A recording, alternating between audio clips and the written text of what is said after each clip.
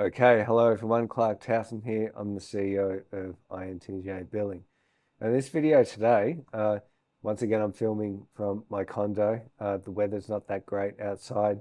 Added to which fact, I'm actually sick. I've been sick for a couple of days, so I haven't really been getting out and about.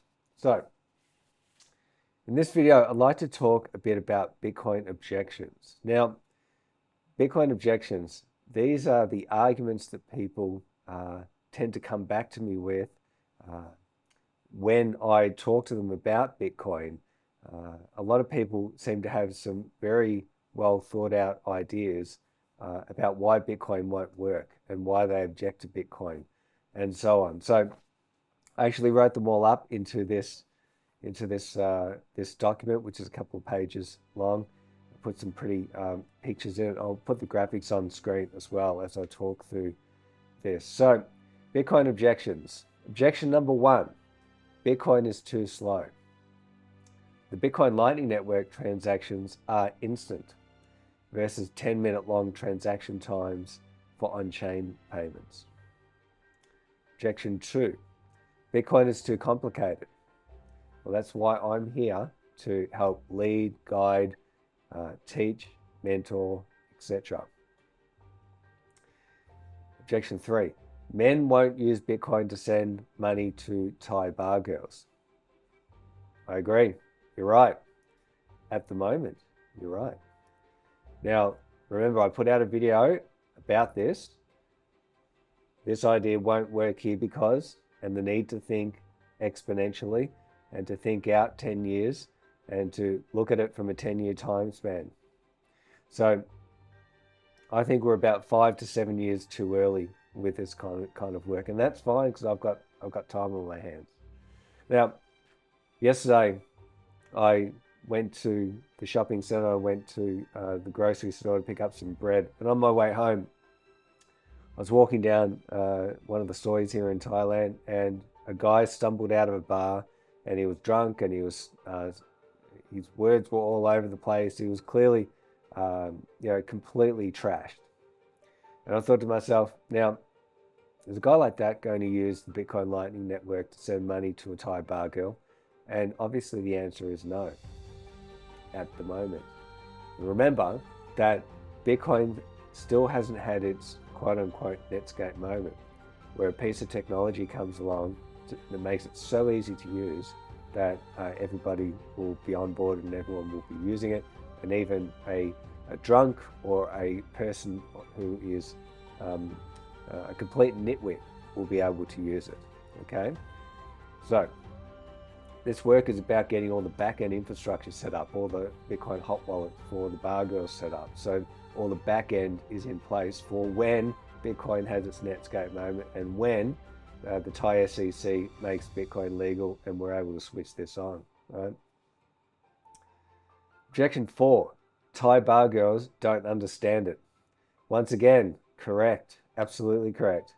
But they do understand money, and money is number one here in Thailand. Now, with me being here, I'm able to convert any Bitcoin sent to a Thai bar girl directly into Thai baht for payment in cash in Thai baht, either in cash in person or direct to their bank accounts. And I can do all that and make it very simple so they don't have to do anything or even to think. And as some of us know, when dealing with bar girls, one of the comments that you often hear a bar girl say is, "Mister, I not like think too much." Take that for what it is.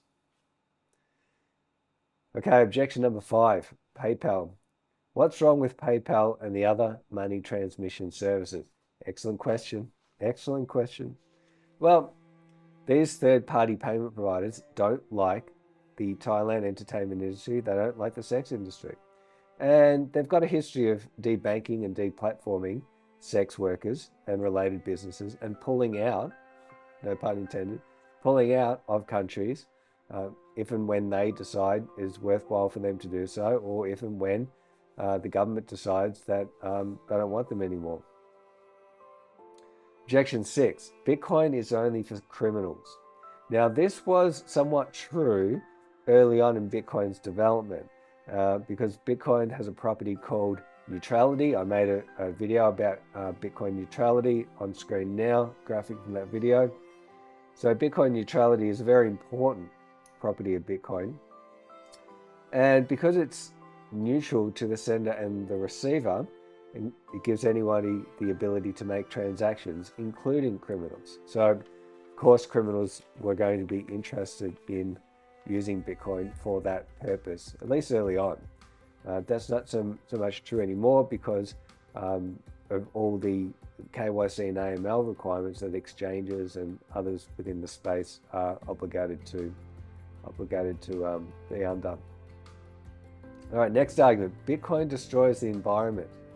Now, the jury is in some ways still out on this a bit, but on a whole, Bitcoin mining is a highly competitive industry, and miners need to use renewable energy sources in order to compete. Now, we have to understand that when people don't have an understanding of scarcity and money and how money works and all that sort of good stuff, they tend to look at Bitcoin and say, oh, Bitcoin's bad for the environment. It takes all this energy in order to engage in transactions in Bitcoin. But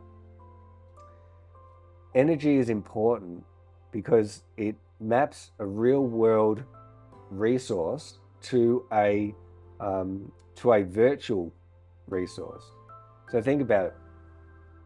Human beings value that which is difficult to obtain.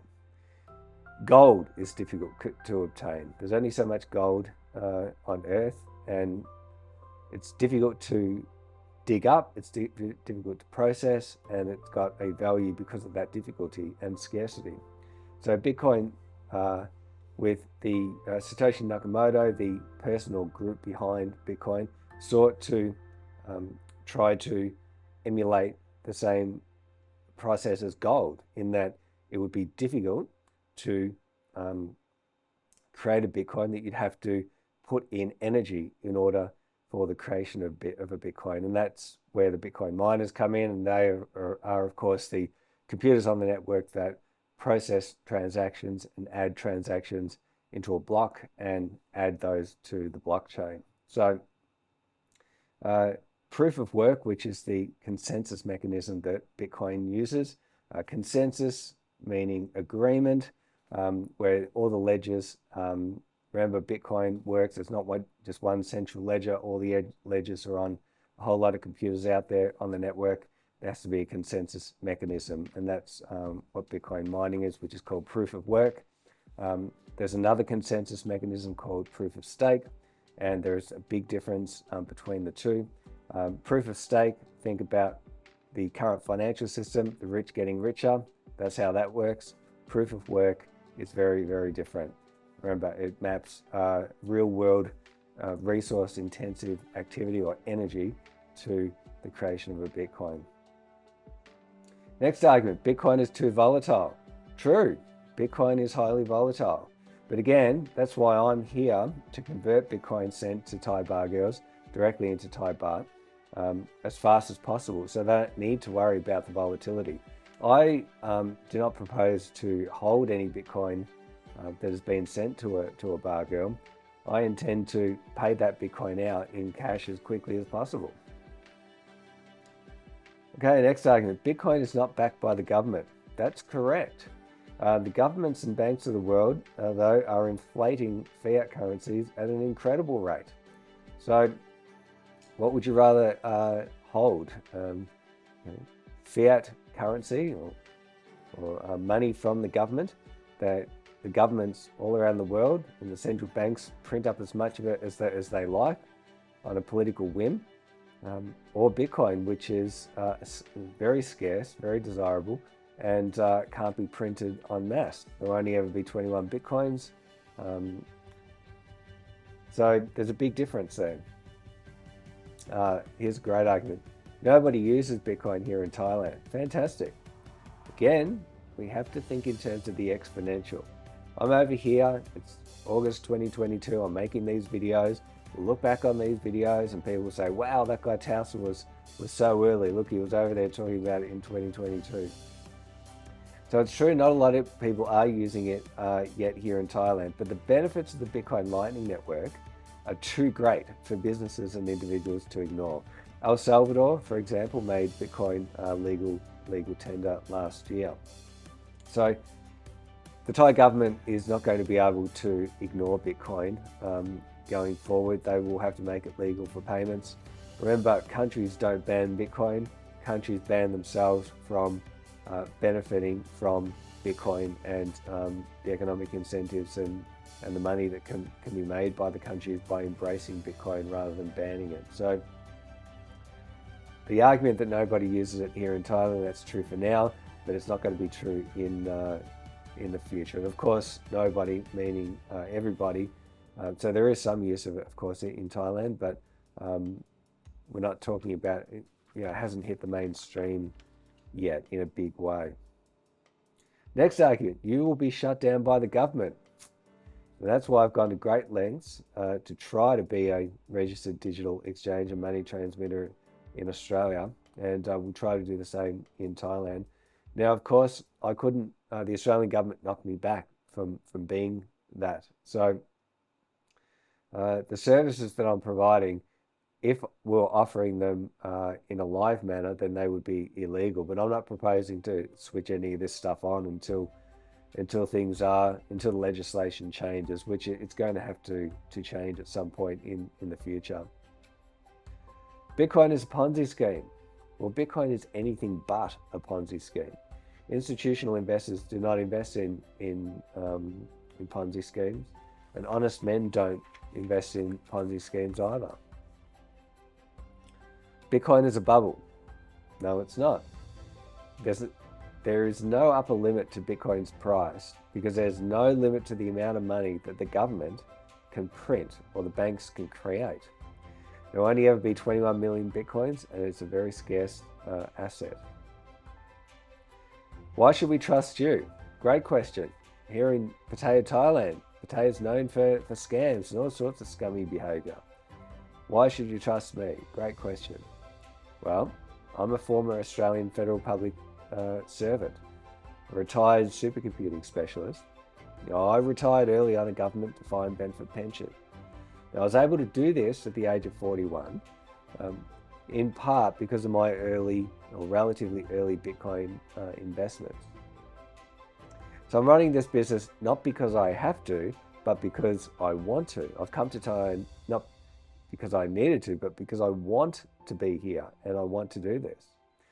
Now, I've traveled here to Pattaya, Thailand since 2012, and I've got long-term interests here in Thailand, people that I know, and I love this city, and I want to help people and make a difference in people's lives, and this is what I think in the way that I can do that. So I love Thailand, I love Pattaya. I'm a member of the LGBTQ community. See the flags in the background, the LGBTQ flag, the transgender flag, and other reasons why I'm in Thailand is because I love the LGBTQ community and the nightlife here in Thailand, where there are a lot more, it's more visible here in Thailand than in other places in the world. And in particular, the nightlife, the transgender related nightlife is a lot better here than what it is in Australia. Simple as that. So I think Thailand offers a fantastic lifestyle for someone like me, a member of the LGBTQ community. And what's with the shirt? What's with the BTC Pay shirt, Bitcoin Lightning Network shirt, etc.? So as I said in a previous video, all my branded clothing I had custom made because it's so early in the development of, in particular, the Bitcoin Lightning Network. And when I walk around town, I want people to see me and know me as the Bitcoin guy, the Bitcoin Lightning Network guy, the BTC Pay guy. That's who I am. That's the service that I intend to offer, and that's how I think I can make the greatest difference here in Pattaya, Thailand. So I hope that you've enjoyed this video, everyone. That's all about Bitcoin objections. I'm Clark Towson, CEO of INTJ Billing, and hopefully in a couple of days I'll be better and I'll be able to get out and about and make some videos outside. All right, all the best.